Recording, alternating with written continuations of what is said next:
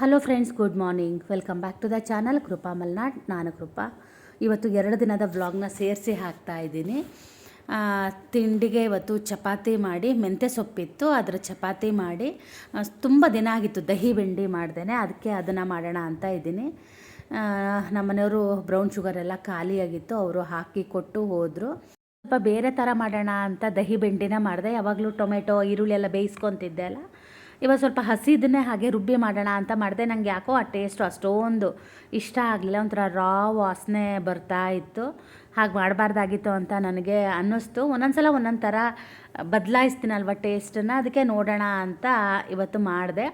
ಹಾಗೆ ಬೆಂಡೆಕಾಯಿನೂ ಕೂಡ ಉದ್ದುದ್ದ ಹೆಚ್ಚಿಬಿಟ್ಟು ಅದನ್ನು ಪ್ಯಾನಲ್ಲಿ ಹಾಕಿ ಅದನ್ನು ಸ್ವಲ್ಪ ಬೆಣ್ಣೆ ಹಾಕಿ ಅದನ್ನು ಫ್ರೈ ಮಾಡ್ತಾ ಇದ್ದೀನಿ. ಅದು ಫ್ರೈ ಆದಮೇಲೆ ಅದನ್ನು ನಾನು ಈಗ ಒಂದು ಬೇರೆ ಪಾತ್ರೆಗೆ ತೆಗೆದಿಟ್ಕೊತೀನಿ. ಸ್ವಲ್ಪ ಉಪ್ಪು ಹಾಕಿ ಫ್ರೈ ಮಾಡಿದ್ರೆ ಚೆನ್ನಾಗಾಗುತ್ತೆ ಇದು. ಆದರೆ ನಾನು ತೋರಿಸಿರೋ ರೀತಿ ನೀವು ಟೊಮೆಟೊ ಮತ್ತು ಈರುಳ್ಳಿನ ಸ್ವಲ್ಪ ಬೇಯಿಸ್ಬಿಟ್ಟು ಹಾಕಿ, ಆವಾಗ ಚೆನ್ನಾಗಾಗುತ್ತೆ. ಹಾಗೆ ನಾನು ಟೀನು ಕೂಡ ಇಟ್ಕೊಂಡಿದ್ದೆ, ಟೀನು ಕುಡಿಯೋಣ ಅಂತ ಈಗ ಟೀನು ಕೂಡ ಮಾಡಿಕೊಂಡೆ. ತುಂಬ ದಿನ ಆಗಿತ್ತು ಈ ಮಗ್ಗನ್ನ ಯೂಸ್ ಮಾಡಿದೆ, ಇವತ್ತು ಅದನ್ನು ಕೂಡ ಯೂಸ್ ಮಾಡ್ತಾ ಇದ್ದೀನಿ. ಹಾಗೆ ಬೆಂಡೆಕಾಯಿ ಹುರಿದಿದ್ದೆ ಅಲ್ಲ, ಅದೇ ಬಾಣಲಿಗೆ ನಾನು ಸ್ವಲ್ಪ ಚಕ್ಕೆ ಮತ್ತು ಲವಂಗ ಹಾಕ್ತಾ ಇದ್ದೀನಿ. ಹಾಗೆ ಸ್ವಲ್ಪ ಬೆಣ್ಣೆನ ಹಾಕಿದ್ದೀನಿ.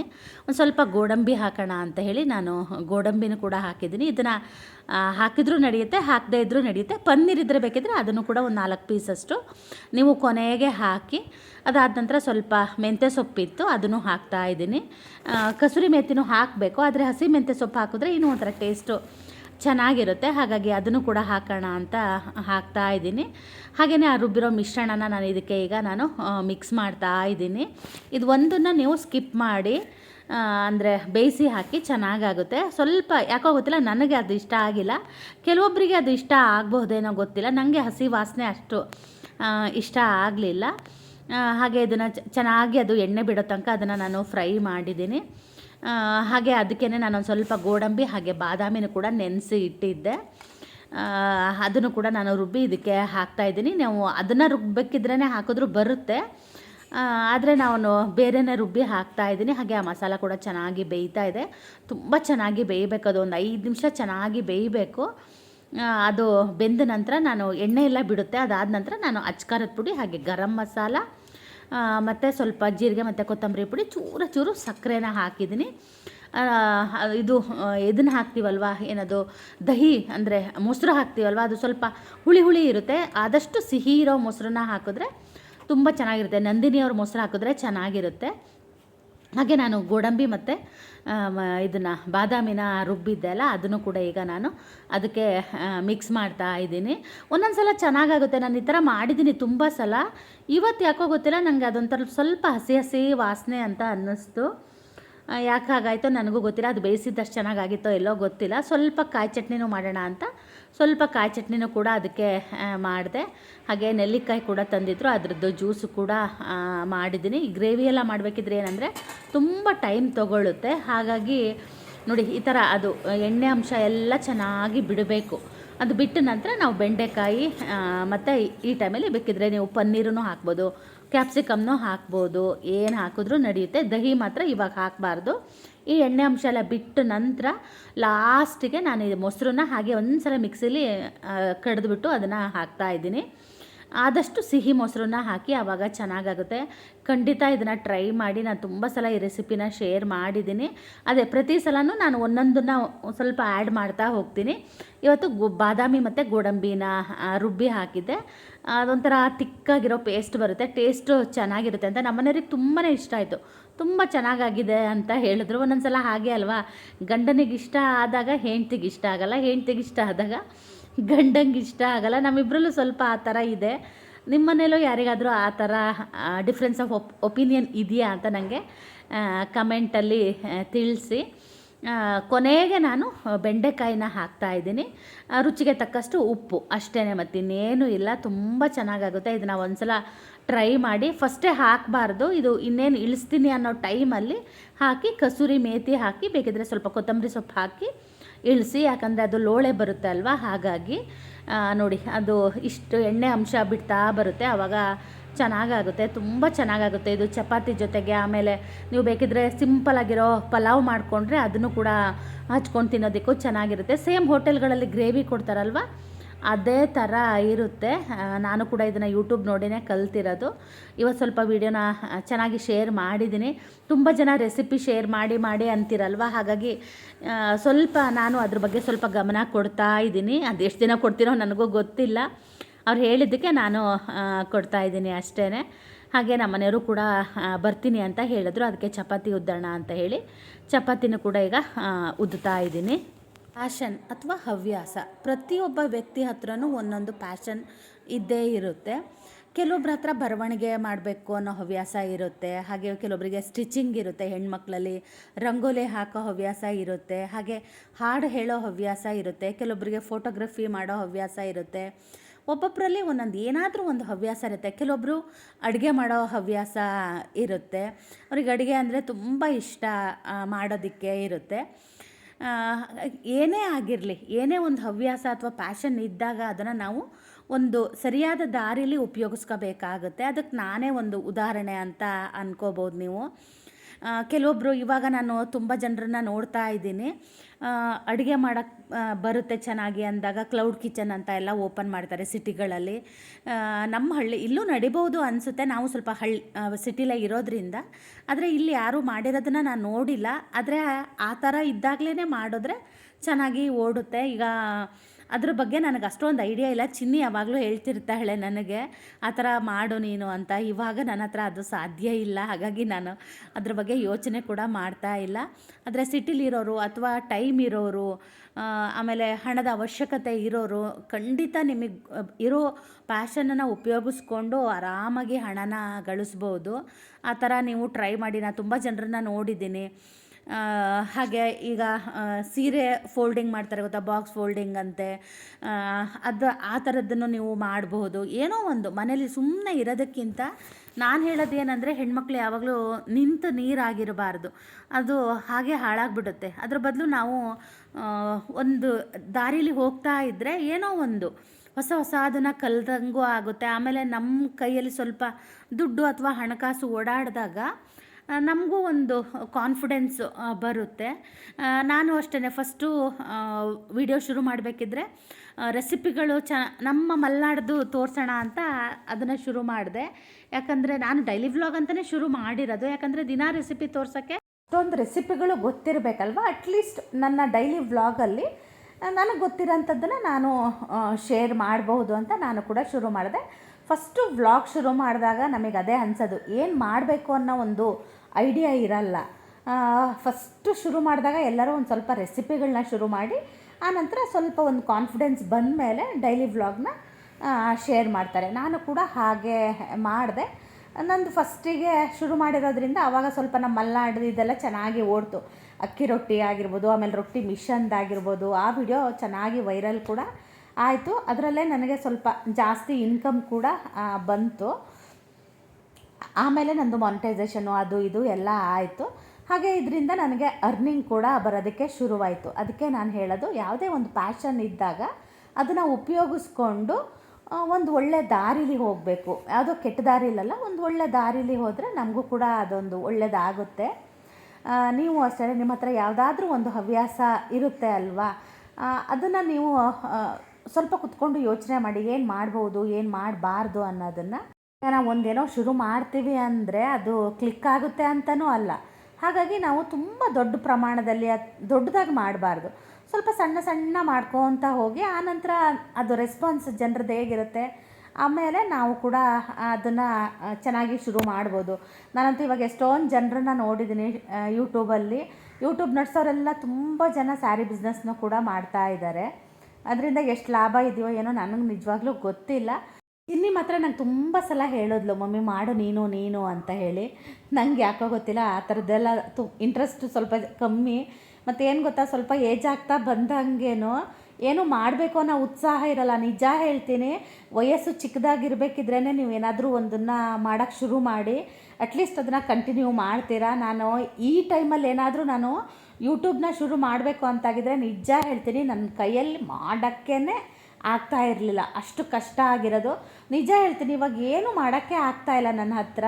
ಅದೇನೋ ಗೊತ್ತಿಲ್ಲ, ಆ ಉತ್ಸಾಹ, ಆ ಒಂದೊಂದು ಏಜಲ್ಲಿ ಮಾತ್ರ ಅಷ್ಟು ಇರುತ್ತೆ ಅಂತ ಅಂದ್ಕೊಳ್ಳೋದು. ಅಥವಾ ಕೆಲವೊಬ್ಬರು ಇರ್ತಾರೆ, ಅದು ಯಾಕೋ ಗೊತ್ತಿಲ್ಲ, ನನಗೆ ಮಾತ್ರ ಆ ಉತ್ಸಾಹ ಸ್ವಲ್ಪ ಕಡಿಮೆ ಆಗಿಬಿಟ್ಟಿದೆ ಯೂಟ್ಯೂಬ್ ಬಗ್ಗೆನೂ. ಆದರೆ ನಂಗೆ ಹೆಂಗಾಗ್ಬಿಟ್ಟಿದೆ ಅಂದರೆ, ಯೂಟ್ಯೂಬು ಆ ಕಡೆ ಬಿಡೋ ಹಾಗೂ ಇಲ್ಲ, ಈ ಕಡೆ ಹಿಡ್ಕೊಳ್ಳೋ ಹಾಗೂ ಇಲ್ಲ, ಆ ಥರ ಆಗಿಬಿಟ್ಟಿದೆ. ಬಿಡೋಕ್ಕೂ ಅತ್ಲಾಗ ಮನಸ್ಸಿಲ್ಲ, ಮಾಡೋಕ್ಕೂ ನನ್ನ ಕೈಯಲ್ಲಿ ಶಕ್ತಿ ಇಲ್ಲ ಅನ್ನೋ ಥರ ಆಗಿಬಿಟ್ಟಿದೆ. ಆದರೂ ಏನೋ ಒಂದು ಶುರು ಮಾಡಿದ್ದೀನಲ್ವ, ಹಾಗಾಗಿ ಅದನ್ನು ನಾನು ಕಂಟಿನ್ಯೂ ಮಾಡ್ತಾಯಿದ್ದೀನಿ. ಅದೇ ನಿಮ್ಗೆ ಯಾರಿಗಾದರೂ ಯಾವುದ್ರ ಬಗ್ಗೆನಾದರೂ ಇಂಟ್ರೆಸ್ಟ್ ಇದ್ದರೆ ಅದನ್ನು ದಯವಿಟ್ಟು ನನ್ನ ವಿಡಿಯೋ ನೋಡೋರು, ನಾಳೆ ಮಾಡೋಣ ನಾಡ್ದು ಮಾಡೋಣ ಅನ್ನೋರು ಇವತ್ತೇ ಮಾಡೋಕ್ಕೆ ಶುರು ಮಾಡಿ. ಏನಾದರೂ ಆಗಲಿ, ಒಂದೆರಡು ಸಲ ಕೈ ಸುಟ್ಕೊತೀರ, ಆಮೇಲೆ ಅದೆಲ್ಲ ಸರಿಯಾಗುತ್ತೆ. ಯಾವುದು ತಪ್ಪಾಗಿದೆ ಏನಾಗಿದೆ ಅನ್ನೋದು ಗೊತ್ತಾಗುತ್ತೆ, ಮಾಡ್ತೀರಾ. ಯಾಕೋ ನನಗೆ ಈ ವಿಷಯನ ತುಂಬ ದಿನದಿಂದ ಹೇಳಬೇಕು ಅಂತ ಅಂದ್ಕೊಂಡಿದ್ದೆ. ಅದು ಇವತ್ತು ನನಗೆ ಹೇಳೋ ಒಂದು ಅವಕಾಶ ಸಿಕ್ತು. ಇದು ಮದುವೆ ಮನೆ ಸಿರೀಸ್ ವಿಡಿಯೋ ಇತ್ತಲ್ವ, ಆ ಟೈಮಲ್ಲೇ ನಾನು ಮಾಡ್ಕೊಂಡಿರೋದು. ಆದರೆ ಎಡಿಟ್ ಸ್ವಲ್ಪ ಲೇಟಾಗಿ ಮಾಡಿ ಹಾಕ್ತಾಯಿದ್ದೀನಿ. ಇದಾದ ನಂತರ ಮತ್ತೆ ವಿಡಿಯೋ ಬರುತ್ತೆ. ಹಾಗೆ ಹಳೆ ವಿಡಿಯೋಗಳು ಇಟ್ಕೊಂಡ್ಬಿಟ್ರೆ ಆ ವಿಡಿಯೋಗಳು ಹಾಗೆ ಉಳಿದ್ಬಿಡುತ್ತೆ. ಅದಕ್ಕೇ ಇದನ್ನು ಎಡಿಟ್ ಮಾಡಿ ಹಾಕೋಣ ಅಂತ ಮಾಡ್ತಾಯಿದ್ದೀನಿ. ಗೊತ್ತಿಲ್ಲ, ಯುಗಾದಿ ಹಬ್ಬದ ವೀಡಿಯೋದಕ್ಕಿಂತ ಮುಂಚೆ ಇದನ್ನು ಹಾಕ್ತೀನೋ ಅದಾದ್ರೂ ನೆಕ್ಸ್ಟ್ ಹಾಕ್ತೀನೋ ನಂಗೆ ಗೊತ್ತಿಲ್ಲ. ನನ್ನ ಮನಸ್ಸು ಹೆಂಗೆ ಹೇಳುತ್ತೆ ಹಾಗೆ ಮಾಡ್ತೀನಿ. ಯಾಕಂದರೆ ಸಂಡೇ ವ್ಯೂಸ್ ಆಗೋದು ತುಂಬ ಕಮ್ಮಿ. ನಾನು ಮತ್ತು ಊರಿಗೆ ಹೋಗಿರೋ ವೀಡಿಯೋಗಳು ಏನಂದರೆ ಸ್ವಲ್ಪ ಚೆನ್ನಾಗಿ ಓಡುತ್ತಲ್ವ, ಹಾಗಾಗಿ ನಾನು ಅದನ್ನು ಸ್ವಲ್ಪ ವೀಕ್ ಡೇಸಲ್ಲಿ ಹಾಕ್ತೀನಿ. ವೀಕ್ ಎಂಡ್ಗಳಲ್ಲಿ ಹಾಕಿದ್ರೆ ವ್ಯೂಸು ಸ್ವಲ್ಪ ಕಮ್ಮಿ ಬರುತ್ತೆ. ನೀವೆಲ್ಲರೂ ತುಂಬ ಬ್ಯುಸಿಯಾಗಿರ್ತೀರಲ್ವ, ಸಂಡೇ ಸ್ಯಾಟರ್ಡೆ ಮಕ್ಕಳೆಲ್ಲ ಮನೇಲಿರ್ತಾರೆ, ಅದು ಹಸ್ಬೆಂಡ್ ಮನೇಲಿರ್ತಾರೆ. ಅಡುಗೆ ಮಾಡೋ ಟೈಮಲ್ಲಿ ನಮ್ಮ ವ್ಲಾಗೆಲ್ಲ ಅಷ್ಟೊಂದು ಓಡೋದಿಲ್ಲ. ಹಾಗಾಗಿ ನಾನೊಂದು ಸ್ವಲ್ಪ ಅದನ್ನೆಲ್ಲ ನೋಡಿಬಿಟ್ಟು ವೀಡಿಯೋಗಳನ್ನ ಹಾಕ್ತೀನಿ. ನೆನ್ನೆ ವೀಡಿಯೋನ ಅಲ್ಲಿಗೆ ಮುಗಿಸ್ದೆ ನಾನು. ಯಾಕೋ ಗೊತ್ತಿಲ್ಲ, ವೀಡಿಯೋ ನನಗೆ ಮಾಡಬೇಕು ಅಂತ ಅನಿಸಿಲ್ಲ. ಇವಾಗ ಹಾಗೆ ಆಗ್ತಾಯಿದೆ, ಎರಡೆರಡು ದಿನಕ್ಕೆ ಒಂದೊಂದು ವೀಡಿಯೋ ಅನ್ನೋ ಥರ. ಅವಾಗೆಲ್ಲ ಒಂದು ದಿನಕ್ಕೆ 2 ವೀಡಿಯೋ ಮಾಡ್ಕೊತಾ ಇದ್ದೆ. ಇವಾಗ 2 ದಿನಕ್ಕೆ ಒಂದು ವೀಡಿಯೋ ಆಗೋ ಥರ ಆಗಿದೆ. ಅದಕ್ಕೆ ಏನೇ ಮಾಡೋದಿದ್ರು ಚಿಕ್ಕ ವಯಸ್ಸಲ್ಲಿ ಮಾಡ್ಕೊಳ್ಳಿ, ಆವಾಗ ಉತ್ಸಾಹ ಹುಮ್ಮಸ್ಸು ಅದು ಇರುತ್ತೆ. ಏಜ್ ಆಗ್ತಾ ಬಂದಂಗೆ ಅದೆಲ್ಲ ಕಡಿಮೆ ಆಗ್ತಾ ಬರುತ್ತೆ. ಇವತ್ತು ನಮ್ಮನೆಯವರು ಸ್ವಲ್ಪ ಬೇಗ ಬಂದರು. ನಮ್ಮನೆ ಹತ್ರ ಇಲ್ಲಿ ಮಾವಿನ ಮಿಡಿನ ಕೊಯ್ತಾ ಇದ್ದರು. ಅದೇ ಈ ವಿಡಿಯೋ ಸ್ವಲ್ಪ ಹಳೇದು ಅಂತ ಹೇಳಿದೆ ಅಲ್ಲ. ಅವ್ರು ಬಂದಾಗ ನಾನಿನ್ನೂ ಟೀ ಕುಡಿತಾ ಇದ್ದೆ ಅಷ್ಟೇ. ಅವ್ರಿಗೇನೋ ಕೆಲಸ ಇತ್ತಂತೆ, ಹಾಗಾಗಿ ಬಂದರು. ನಮ್ಮನೆಯವ್ರು ಇವತ್ತು ಯಾಕೆ ಇನ್ನೂ ತಿಂಡಿ ಆಗಿಲ್ಲ ಅಂತ ಹೇಳಿದ್ರು. ಏನೋ ಗೊತ್ತಿಲ್ಲ, ನಂದು ಇವತ್ತು ತಿಂಡಿ ಆಗಿರಲಿಲ್ಲ. ಯೂಶ್ವಲಿ ನಂದು ಬೇಗ ತಿಂಡಿ ಎಲ್ಲ ಮಾಡಿಬಿಡ್ತೀನಲ್ಲ. ಇವತ್ತು ನಮ್ಮ ಮನೆಯವ್ರು ಬಂದರು, ನಾನು ಏನೋ ತಿಂಡಿ ಏನೋ ರೆಡಿ ಮಾಡ್ಕೊಂಡಿರಲಿಲ್ಲ. ನಾನು ಟೀ ಕುಡಿತಾ ಕುತ್ಕೊಂಡೆ ಅಲ್ಲ, ಹಾಗೆ ಮೊಬೈಲ್ ನೋಡ್ತಾ ಇದ್ದೆ. ಮತ್ತು ಅಲ್ಲಿ ಮಾವಿನ ಮಿಡಿನೂ ಕೂಡ ಕೊಯ್ತಾ ಇದ್ದರು, ಹಾಗೆ ಅದನ್ನು ಕೂಡ ನೋಡ್ತಾ ಕುತ್ಕೊಂಡೆ. ನಾನು ಯಾವತ್ತೂ ಆ ಮಾವಿನ ಮಿಡಿ ತಿಂದಿಲ್ಲ, ಅಂದರೆ ಅದು ಟೇಸ್ಟ್ ಹೆಂಗಿದೆ ಏನು ಅನ್ನೋದು ನೋಡಿಲ್ಲ. ನಮ್ಮ ಮನೆಯವ್ರಿಗೆ ಹೇಳಿದೆ, ಒಂದು ಸ್ವಲ್ಪ ಇಸ್ಕೊಳ್ಳಿ, ಒಂದು 50 ಮಿಡಿ ಇಸ್ಕೊಳ್ಳಿ, ಅದು ಹೆಂಗೆ ಟೇಸ್ಟ್ ಇದೆ ಅಂತ. ನಾವು ಮನೆ ಹತ್ರ ಇದ್ರೂ ನಮಗೆ ಆ ಮಿಡಿಗಳು ಸಿಗಲ್ಲ. ಆ ಮರ ಬೇರೆ ತುಂಬ ದೊಡ್ಡದಿದೆಯಾ, ಮತ್ತು ಹಣ್ಣು ಕೂಡ ತುಂಬ ಚೆನ್ನಾಗಿ ಇರುತ್ತೆ. ಈ ಮಾವಿನ ಹಣ್ಣಿನ ಸಾರೆಲ್ಲ ಮಾಡ್ತಾರೆ ಗೊತ್ತಾ, ಆ ಹಣ್ಣಿನ ಮರ ಅದು. ನನಗಂತೂ ಅವರೆಲ್ಲ ಕೊಯ್ಬೇಕಿದ್ರೆ ಹೊಟ್ಟೆ ಎಲ್ಲ ಉರಿತಾ ಇತ್ತು. ನಮ್ಮ ಮನೆಯವ್ರು ಏನಂದರೆ, ಎಷ್ಟು ಹೇಳ್ತೀನಿ, ಹೋಗಿ ಒಂದು ಸ್ವಲ್ಪ ಇಸ್ಕೊಂಡು ಬನ್ನಿ ಅಂತ. ನಮ್ಮ ಮನೆಯವ್ರು ಹಂಗೆಲ್ಲ ಹೋಗಲ್ಲ. ಆಮೇಲೆ ನಾನು ತುಂಬ ಒತ್ತಾಯ ಮಾಡಿದೆ, ಯಾಕಂದರೆ ಪ್ರತಿ ವರ್ಷನೂ ಅದು ಮರ ಬಂದಂಗೆ ಬರುತ್ತೆ. ನಾವು ಒಂದು ವರ್ಷವೂ ಅದರ ಅಟ್ಲೀಸ್ಟ್ ಕಡ್ಗಾಯಿನೂ ತಿಂದಿಲ್ಲ ನಾವು. ಈ ವರ್ಷ ಇಸ್ಕೊಂಡು ಬನ್ನಿ ಅಂತ ಸ್ವಲ್ಪ ಪದೇ ಹೇಳಿದೆ. ಆಮೇಲೆ ಹೋಗಿ ಒಂದು ಸ್ವಲ್ಪ ಒಂದು 25 ಮಿಡಿ ಆಗಷ್ಟು ತೊಗೊಂಡು ಬಂದರು. ಅವ್ರು ವೈರಿ ಅಂದ್ರಂತೆ. ನಮ್ಮ ಮನೆಯವ್ರಿಗೆ ಅವ್ರು ಕೊಯ್ತಾ ಇದ್ರಲ್ವ, ಹಂಗೆ ಇಸ್ಕೊಳ್ಳೋಕೆ ಇಷ್ಟ ಆಗಲ್ಲ ಅಂತ ಹೇಳಿ ಒಂದು ಸ್ವಲ್ಪ ಮಾತ್ರ ತೊಗೊಂಡು ಬಂದರು. ಇವತ್ತು ತಿಂಡಿ ಬಂದು ಪುಂಡಿ ಸೊಪ್ಪು ಮತ್ತು ರೊಟ್ಟಿ ಮಾಡಿದ್ದೆ. ಪುಂಡಿ ಸೊಪ್ಪು ತುಂಬಾ ಚೆನ್ನಾಗಿತ್ತು. ಇವಾಗ ಮಿಡಿ ದೊಡ್ಡಕ್ಕಾಗ್ಬಿಟ್ಟಿದೆ ನೋಡಿ. ಆವಾಗ ಈ ಸೈಜಲ್ಲಿ ಇತ್ತು. ಇದಿಷ್ಟು ಮಿಡಿ ತಂದಿದ್ದಾರೆ, ಒಂದು 25 ಇರಬಹುದೇನೋ ಗೊತ್ತಿಲ್ಲ. ಒಂಥರ ಘಮ ಅಂತ ಇತ್ತು. ನೋಡೋಣ ಅಂತ ಹೇಳಿ ಹಾಗೆ ಒಂದು ಸ್ವಲ್ಪ ಚಟ್ ಹಾಕಿದೆ. ಇಲ್ಲಿ ಏನು ಗೊತ್ತಾ, ಮಿಡಿ ಕೊಯ್ತಾರೆ, ಒಂದು 3ನೇವ್ರು ಅನಿಸುತ್ತೆ ಇವ್ರು ಕೊಯ್ಯಕ್ಕೆ ಬಂದವರು. ಅಲ್ಲೆಲ್ಲ ಹಂಗಂಗೆ ಹೆರೆಗಳನ್ನ ಬಿಟ್ಟು ಹೋಗ್ತಾರೆ. ನಾನು ಹೋದ್ಸಲ ಹೋದಾಗ ಅವ್ರಿಗೆ ಹೇಳಿದ್ದೆ, ಹಂಗೆ ಬಿಟ್ಟು ಹೋಗಬೇಡಿ, ಸೈಡಿಗೆ ಹಾಕಿ ಅಂತ. ಅವ್ರು ನಮ್ಮ ಮಾತು ಕೇಳೋದೇ ಇಲ್ಲ. ಅದಕ್ಕೆ ನಾನು ಈ ಸಲ ಅಂದೆ ನಮ್ಮ ಮನೆಯವರಿಗೆ, ನೀವೇ ಹೇಳಿ ಅಂತೇಳಿ. ಯಾಕಂದರೆ ಆಮೇಲೆ ದನ ಬಂದು ಎಳಿಯೋದು ಅದೆಲ್ಲ ಮಾಡಿ ಮನೆ ಹತ್ರ ಎಲ್ಲ ತಂದು ಹಾಕಿಬಿಡುತ್ತೆ. ನಾವು ಮನೆ ಹತ್ರ ಎಲ್ಲ ಕ್ಲೀನ್ ಮಾಡಿಸ್ದಂಗೂ ಇವಳು ಬಂದು ಆ ಥರ ಮಾಡ್ತಾರೆ. ಮಿಡಿ ಚೆನ್ನಾಗಿರಬೇಕು ಅಂದರೆ ಹೆಂಗಂದರೆ, ಇದು ಒಲೆ ಹತ್ರ ಹಿಂಗೆ ಬೆಂಕಿ ಹಚ್ಚಿ ಹಿಂಗಿಟ್ಟರೆ ಅದು ಹತ್ತುತ್ತಂತೆ ಅದಕ್ಕೆ ಬೆಂಕಿ. ಆವಾಗ ಒಂದು ಒಳ್ಳೆ ಮಿಡಿ ಅಂತ ನಿಜ ಹೇಳ್ತೀನಿ. ನಂಗೆ ಅಷ್ಟೆಲ್ಲ ನಂಗೆ ಏನೂ ಗೊತ್ತಿಲ್ಲ. ನಮ್ಮ ಮನೆಯವ್ರು ನನಗೆ ಅವರು ಅಲ್ಲಿ ಮಿಡಿ ಮಾರಕ್ಕೆ ಬರ್ತಾರಲ್ವ, ಅವ್ರು ತೋರಿಸ್ತಾರಂತೆ. ಅವ್ರು ಹೇಳ್ತಾಯಿದ್ರು. ಆಮೇಲೆ ನಾನು ಕೂಡ ಹಚ್ಚಿ ನೋಡಿದೆ. ಹೌದು, ಬೆಂಕಿ ಹತ್ತುತ್ತೆ. ಅಂದರೆ ಎಲ್ಲ ಮಿಡಿಗೂ ಹತ್ತುತ್ತೆ ಅನಿಸುತ್ತೆ, ಯಾಕಂದರೆ ಸೊನೆ ಇರುತ್ತೆ ಅಲ್ವಾ, ಎಲ್ಲ ಮಾವಿನಕಾಯಿಗೂ ಹತ್ತುತ್ತೆ ಅನಿಸುತ್ತೆ. ಇದಕ್ಕೊಂಥರ ಘಮ ಘಮ ಅಂತ ಇತ್ತು. ನಾನು ಹೋದ ಸಲ ಊರಿಗೆ ಒಯ್ದು ಅಮ್ಮಂಗೆ ಕೊಟ್ಟೆ ಅಲ್ಲ, ಅದು ನಂಗೆ ಅಷ್ಟು ಘಮ ಘಮ ಅಂತ ಇಲ್ಲ, ಸುಮ್ಮನೆ ಒಟ್ಟು ನಾರ್ಮಲ್ ಮಿಡಿ ಥರ ಅಂತ ನನಗೆ ಅನ್ನಿಸ್ತು. ಇದು ಯಾಕೋ ಗೊತ್ತಿಲ್ಲ, ಸ್ವಲ್ಪ ಘಮ ಘಮ ಅಂತ ಇತ್ತು. ಆಮೇಲೆ ನಾನು ಚಟ್ ಹಾಕಿದ್ಮೇಲೂ ಕೂಡ ಮಿಡಿನ ತಿಂದೆ, ಚೆನ್ನಾಗಿತ್ತು. ಅದನ್ನು ಕ್ಲೀನಾಗಿ ತೊಳೆದು ನಾನು ಒಂದು ಸ್ವಲ್ಪ ಹೊತ್ತು ಇದರಲ್ಲಿ ಒಂದು ಬಟ್ಟೆಯಲ್ಲಿ ಹಾಕಿದ್ದೆ. ಈ ಥರ ತೊಟ್ಟುಗಳನ್ನ ಇಟ್ಬಿಟ್ಟೆ ಮಾವಿನ ಮಿಡಿನ ಚಟ್ ಹಾಕ್ತಾರೆ. ನನಗೆ ಅಷ್ಟೆಲ್ಲ ಗೊತ್ತಿಲ್ಲ. ಒಂದು ಸ್ವಲ್ಪ ಅಲ್ಲ ಹಾಗೆ ಹಾಕೋಣ ಅಂಥೇಳಿ ಪ್ಲಾಸ್ಟಿಕ್ ಡಬ್ಬಿಲೇ ಒಂಚೂರು ಹಾಕಿ ಚೂರು ಅರಿಶಿನ ಹಾಕಿದೆ. ನಾನು ಕೂಡ ಯೂಟ್ಯೂಬಲ್ಲಿ ನೋಡಿದೆ ಹೆಂಗೆ ಹಾಕೋದು ಏನು ಎತ್ತ ಅಂತ. ಈ ಥರ ಅದೆಲ್ಲ ಆರಿದ ಮೇಲೆ ಅದಕ್ಕೆ ಒಂದು ಲೇಯರಷ್ಟು ಮಿಡಿ ಹಾಕೋದು, ಒಂದು ಲೇಯರಷ್ಟು ಉಪ್ಪು ಹಾಕೋದು. ಆನಂತರ ಒಂಚೂರೇ ಅರಿಶಿನ ಹಾಕಬೇಕಷ್ಟೇ, ನೀರು ಗೀರು ಏನೂ ಹಾಕೋ ಹಾಗಿಲ್ಲ. ಉಪ್ಪು ನೀರು ಅನ್ನಂಶ ಬಿಡುತ್ತೆ ಅಲ್ವ, ಅದರಲ್ಲೇ ಅದು ಚಟ್ಟು ಆಗುತ್ತೆ.